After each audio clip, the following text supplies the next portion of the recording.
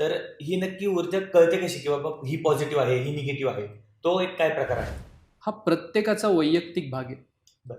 म्हणजे for example, आपण एखाद्या महादेवाच्या मंदिरात गेलो आणि आपल्याला खूप छान वाटलं, तर आपण म्हणतो की पॉझिटिव्ह वाईब आली, पॉझिटिव्ह वाटलं. बरं. पण आपल्यासोबत एखादा असाही व्यक्ती असू शकतो की ज्याला तिथे जाऊन गाभाऱ्यात भीती वाटेल, हम्म. किंवा त्याला काहीतरी असं वाटेल की अरे मी इथून पटकन बाहेर गेलं पाहिजे, मला कसं तरी होतंय. बरोबर. तो काय म्हणेल की इथे निगेटिव्ह वाईब आहे.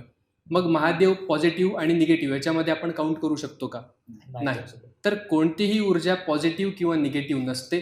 ती आपल्या अनुभवावरती आपण त्याच्यावरती लेबल लावतो की ही पॉझिटिव्ह आहे किंवा ही निगेटिव्ह आहे. बरं. तर एनर्जी हाय असणं, लो असणं हे प्रत्येकाच्या पर्सनल प्रॉब्लेम्सवरती म्हणा किंवा पर्सनल त्याच्या ऑरावरती डिपेंड असतं, जेणेकरून तो ठरवेल की काय पॉझिटिव्ह आणि काय निगेटिव्ह. आपण फक्त लेबल लावलेत पॉझिटिव्ह निगेटिव्हचे. बरं. ऍक्च्युली एनर्जी आहे.